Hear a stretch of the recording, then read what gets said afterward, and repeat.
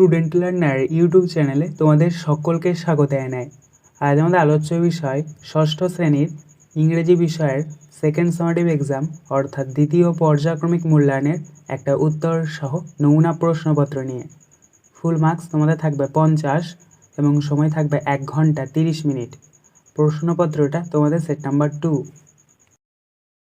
Section A, reading comprehension seen 1.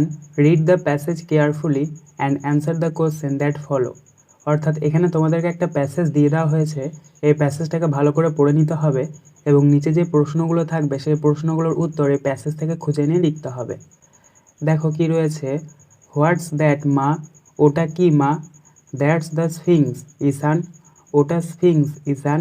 It's a rock statue with a human head and a Lions body. এটি একটি পাথরের মূর্তি যার মানুষের মাথা এবং সিংহের মতো শরীর। The sphinx represent intelligence and strength. Sphinx বুদ্ধিমত্তা এবং শক্তিশালীর প্রতীক। ইট গার্ডস দ্য পিরামিডস, এটি পিরামিডকে পাহারা দেয়। It's going to be quite a long walk in the sun, আমরা রোদের মধ্যে অনেকক্ষণ ধরে হেঁটে চলেছি। ওয়েট হেয়ার, এখানে একটু অপেক্ষা করো। I will go back and fetch A couple of sandwiches and water from the কার, আমি গাড়ি থেকে স্যান্ডউইচ এবং জলের বোতল নিয়ে আসি। ঈশান ঈশান, মা the sphinx is talking to me, Ishaan Ishaan, মা স্ফিংস আমার সাথে কথা বলছে। ঈশানস মাদার ওয়াজ অলরেডি গন, ঈশানের মা ইতিমধ্যেই চলে গেছে। How do you know my name, তুমি আমার নাম কি করে জানলে? I know many things, I know you are Ishan from Raiganj, আমি অনেক কিছুই জানি, আমি জানি তোমার নাম ঈশান, তুমি রায়গঞ্জ থেকে এসেছো। ইউ স্টাডি ইন ক্লাস 6, তুমি ষষ্ঠ শ্রেণীতে পড়ো। Do you want to know the history of this place, তুমি কি এই জায়গাটির ইতিহাস সম্পর্কে জানতে চাও? I don't like studying history, আমি ইতিহাস পড়তে পছন্দ করি না। I can't remember dry facts, আমি শুষ্ক ঘটনা মনে রাখতে পারি না। I will show you something you will never forget, আমি তোমাকে এমন কিছু দেখাবো যেটা তুমি কখনো ভুলবে না। Close your eyes and open them again, তুমি তোমার চোখটা বন্ধ করো এবং আবার খোলো। Ishaan, Egypt is the gift of the river Nile, Ishaan মিশরকে নীল নদের দান বলা হয়। You are now standing by the Nile, তুমি এখন নীল নদের ওপরে দাঁড়িয়ে আছো। A, complete the sentence with information from the text 1:5 = 5, অর্থাৎ টেক্সট থেকে তোমাদেরকে শব্দ বেছে নিয়ে শূন্যস্থান পূরণ করতে হবে। 1. The sphinx is a rock statue dash, এখানে প্রথম শূন্যস্থানে বসবে with a human head and a Lions body, অর্থাৎ স্ফিংস হচ্ছে একটা পাথরের মূর্তি যার মানুষের মতো মাথা এবং সিংহের মতো শরীর। 2. দ্য স্ফিংস রিপ্রেজেন্ট ড্যাশ, এখানে দ্বিতীয় শূন্যস্থানে বসবে ইন্টেলিজেন্স অ্যান্ড স্ট্রেংথ, অর্থাৎ স্ফিংস বুদ্ধিমত্তা ও শক্তিশালীর প্রতীক। 3. The main function of the sphinx is dash, এখানে শূন্যস্থানে বসবে টু গার্ড দ্য পিরামিডস, অর্থাৎ স্ফিংস পিরামিডকে পাহারা দেয়। 4. ইজিপ্ট ইজ দ্য ড্যাশ, এখানে শূন্যস্থানে বসবে gift of the river Nile, অর্থাৎ মিশরকে নীল নদের দান বলা হয়। 5. Ishaan's mother went to fetch dash, এখানে শূন্যস্থানে বসবে a couple of sandwiches and water from the car, অর্থাৎ ঈশানের মা গাড়ি থেকে স্যান্ডউইচ এবং জলের বোতল নিয়ে আনতে গিয়েছিল। B, write T for true or F for false statements in the given boxes 1:5 = 5, বাক্যটি সত্য হলে তোমাদেরকে টি লিখতে হবে এবং মিথ্যা হলে এফ লিখতে হবে। 1. The sphinx is a lion statue, অর্থাৎ স্ফিংস হচ্ছে একটা সিংহের মূর্তি, এটা হবে ভুল, তাই এখানে আমরা এফ লিখেছি। 2. ঈশান লিভড ইন রায়গঞ্জ, অর্থাৎ ঈশান রায়গঞ্জে বাস করে, এটা হবে সত্য, তাই এখানে আমরা টি লিখেছি। 3. Ishaan is a student of class 7, Ishaan class 7-এ পড়ে, এটা হবে মিথ্যা, তাই এখানে আমরা এফ লিখেছি। 4. History is Ishaan's favourite subject, অর্থাৎ ইতিহাস ঈশানের প্রিয় বিষয়, এটা হবে মিথ্যা, তাই এখানে আমরা এফ লিখেছি। 5. রিভার নীল ফ্লোজ থ্রু ইজিপ্ট, অর্থাৎ মিশরের মধ্য দিয়ে নীল নদ প্রবাহিত হয়েছে, এটা হবে সত্য, তাই এখানে আমরা টি লিখেছি। C, match the words in column A with their meanings in column B 1:4 = 4, অর্থাৎ কালাম এ এর সাথে কালাম বি তোমাদেরকে মিল করাতে হবে। দেখো প্রথমে রয়েছে কালাম এর 1 রিপ্রেজেন্ট, এটা মিলবে কালাম্বিয়ের সিম্বলিজ এর সাথে। 2 ফেচ, এটা মিলবে কালাম্বিয়ের টু গো অ্যান্ড গেট এর সাথে। 3 ইন্টেলিজেন্স, এটা মিলবে কালাম্বিয়ের মেন্টাল পাওয়ার এর সাথে। 4 গিফট, এটা মিলবে কালাম্বিয়ের প্রেজেন্ট এর সাথে। রিডিং কম্প্রিহেনশন আনসিন, এবার তোমাদেরকে একটা আনসিন দিয়ে দেওয়া হয়েছে। To read the following passage carefully and answer the question, অর্থাৎ এটাও তোমাদেরকে ভালো করে পড়ে নিতে হবে এবং নিচে যে প্রশ্নগুলো থাকবে সেই প্রশ্নগুলোর উত্তর এই প্যাসেজ থেকে খুঁজে এনে লিখতে হবে। ইট ওয়াজ এ ডার্ক নাইট, এটা ছিল একটা অন্ধকার রাত্রি। A blind man was going on a road, একটা অন্ধ ব্যক্তি সেই রাস্তার মধ্য দিয়ে যাচ্ছিলেন। He had a lamp in his hand, ওনার হাতে একটা প্রদীপ ছিল। Two men laughed at him, দুটি ব্যক্তি তাকে দেখে হাসছিল। ওয়ান অফ দেম সেট, তাদের মধ্যে একজন বলেছিলেন, what is the use of lamp to a blind man, একজন অন্ধ ব্যক্তির কাছে প্রদীপের কি প্রয়োজন। The other call the blind man a fool, অন্য আরেকজন তাকে বলেছিলেন তিনি একজন বোকা। The blind man heard this, অন্ধ ব্যক্তিটি এটা শুনেছিল। হি সেড, তিনি বলেছিলেন, the lamp is not for me, প্রদীপটা আমার জন্য নয়। It is for those people who are careless, এটা হচ্ছে সে সমস্ত ব্যক্তিদের যারা কেয়ারলেস, কেয়ারলেস মানে যাদের মধ্যে কোনো ধৈর্য নেই, অযত্নশীল। They will not notice men in darkness, তারা অন্ধকারে মানুষদেরকে দেখতে পায় না। The lamp will show them the way, প্রদীপটা তাদের পথ দেখাবে। They felt sorry for their foolishness, তারা তাদের বোকামির জন্য দুঃখিত অনুভব করলো। A answer the following question 2 into 5 = 10। 1 when was the blind man going, অর্থাৎ কখন অন্ধ ব্যক্তিটি যাচ্ছিলেন। Answer the blind man was going in a dark night, অর্থাৎ অন্ধ ব্যক্তিটি অন্ধকার রাত্রে যাচ্ছিলেন। 2 who laughed at the blind man, অর্থাৎ কারা অন্ধ ব্যক্তিটির ওপর হেসেছিল। Answer two men laughed at the blind man, অর্থাৎ দুজন ব্যক্তি অন্ধ ব্যক্তিটির ওপর হেসেছিল। 3 why did the blind man carry the lamp with him, অর্থাৎ কেন অন্ধ ব্যক্তিটি তার হাতে প্রদীপ নিয়ে যাচ্ছিলেন। Answer the blind man carried the lamp with him for those people who are careless, they will not notice men in darkness, the lamp will show them the way, অর্থাৎ অন্ধ ব্যক্তিটি তাদের জন্য প্রদীপ নিয়ে যাচ্ছিলেন যারা অযত্নশীল, তারা অন্ধকারে মানুষদেরকে দেখতে পায় না, প্রদীপটা তাদের পথ দেখাতে সাহায্য করবে। 4 why did the two men laugh at the blind man, অর্থাৎ কেন দুইজন লোক অন্ধ ব্যক্তিটির ওপর হেসেছিলেন।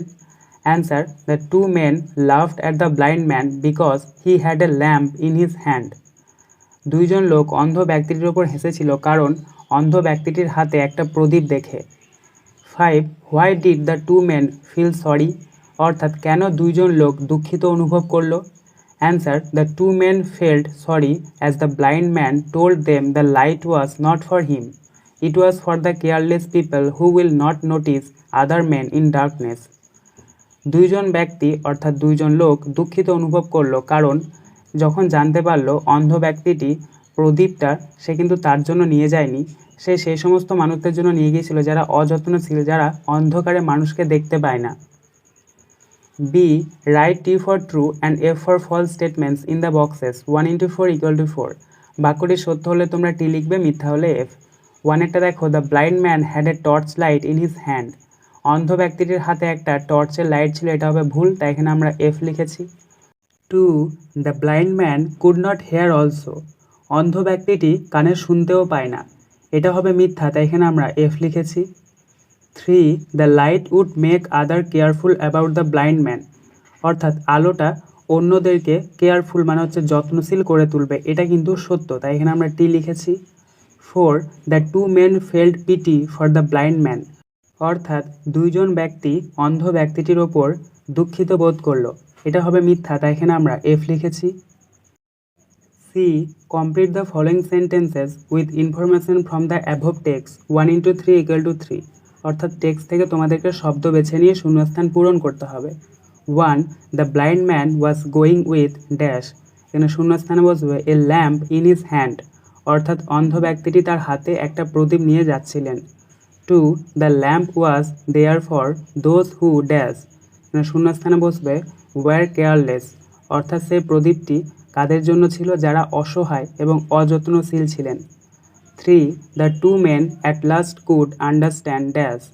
এখানে শূন্যস্থানে বসবে দেয়ার ফুলিশনেস, অর্থাৎ দুজন ব্যক্তি সবশেষে তাদের বোকামিটা বুঝতে পেরেছিলেন। Section B, grammar and vocabulary. 3. Add a prefix or suffix to the following words to form opposite 1 into 2 equal to 2. অর্থাৎ শব্দটিতে তোমাদেরকে প্রিফিক্স অথবা সাফিক্স বসিয়ে বিপরীত শব্দ তৈরি করতে হবে। দেখো 1 একটা হ্যাপি অর্থাৎ খুশি, তো এটাতে আমরা প্রিফিক্স যোগ করব আনহ্যাপি, তাহলে এটা হচ্ছে অখুশি। 2 এটা দেখো রেস্ট অর্থাৎ বিশ্রাম, এটাতে আমরা সাফিক্স যোগ করবো, তাহলে এটার উত্তর হচ্ছে রেস্টলেস অর্থাৎ বিশ্রামহীন। B, rearrange the words to make meaningful sentence 1 into 2 equal to 2. অর্থাৎ এলোমেলো কতগুলো শব্দ দিয়ে দেওয়া হয়েছে, তোমাদেরকে সঠিকভাবে সাজিয়ে অর্থপূর্ণ বাক্য তৈরি করতে হবে। 1. East, the, in, rises, sun, the. এই শব্দগুলিকে যদি আমরা সঠিকভাবে সাজাই তাহলে পাবো the sun rises in the east, অর্থাৎ সূর্য পূর্ব দিকে ওঠে। 2. The has legs short pig. এই শব্দগুলিকে যদি আমরা সঠিকভাবে সাজাই তাহলে পাবো the pig has short legs, অর্থাৎ শূকরের আছে ছোট পা। C, do as directed 1 into 5 equal to 5. 1. The little boy cannot climb the tall tree. Rewrite the following sentence putting apostrophe in proper place. Answer: the little boy can't climb the tall tree. অর্থাৎ এখানে can not থেকে Kant হয়েছে। 2. This is a nice pen. Is it dash your or yours? Fill in the blank choosing the correct word from the bracket. সঠিক উত্তর হবে yours, yours, তাই শূন্যস্থানে আমরা বসাবো yours, yours. 3. My father dash bracket read the newspaper yesterday in the afternoon. Fill in the blank with appropriate form of verb. তো এখানে তোমরা শূন্যস্থানে বসাবে was reading. 4. I eat dash egg every morning, but dash egg I took yesterday was not good. Fill in the blanks with suitable article. এখানে তোমরা প্রথম শূন্যস্থানে বসাবে an এবং দ্বিতীয় শূন্যস্থানে বসাবে th দা। প্রথম শূন্যস্থানে অ্যান বসলো কারণ শূন্যস্থানের পরের অক্ষরটা ই দিয়ে শুরু হচ্ছে ভাওয়েল, আর দ্বিতীয় শূন্যস্থানে দা বসলো কারণ একটা একবার হয়ে গেছে, আবার ওই নির্দিষ্ট কিছুকে বোঝাচ্ছে। 5. Raju's uncle is a dash monk or nun. Fill in the blank by choosing the correct noun from the bracket. সঠিক উত্তর হবে মঙ্ক, তাই মঙ্কটা আমরা শূন্যস্থানে লিখব। মঙ্ক মানে হচ্ছে সন্ন্যাসী। Section C, writing skill. 4. Write a short story in 60 words using the hint that follow. প্রশ্নের মান 10. A sailor and his friends landed on an island, started cooking. Island soup. The island actually a huge sea creature in reality. তো তোমরা এটার উত্তরটা লিখে নেবে। প্রথমে তোমরা লিখবে once a sailor and some of his friends were sailing through the ocean. After a few weeks they decided to stay for a while. Seeing an island nearby, they anchored their ship and started cooking their meal. Suddenly the island seemed to shake. After some time the island started moving. They were horrified to see that the island was actually a huge sea, while in reality the whale was disturbed by the fire of their cooking. Then the sailor and his friends jumped into their ship to save themselves. এইভাবে তোমরা খুব সুন্দরভাবে স্টোরিটা লিখবে। আজকের আলোচনা পর্বটি এখানেই শেষ হলো। আশা করি ভিডিওটি তোমাদের ভালো লেগেছে। যদি ভালো লাগে একটা করে লাইক করে দিও। সবশেষে তোমাদের কাছে একটাই অনুরোধ, যারা এখনও পর্যন্ত আমাদের চ্যানেলটিকে সাবস্ক্রাইব করে উঠতে পারোনি তারা চ্যানেলটিকে সাবস্ক্রাইব করে পাশে থাকা নোটিফিকেশন বেলকে অল প্রেস করে নিও এই ধরনের নতুন নতুন ভিডিও পাওয়ার জন্য।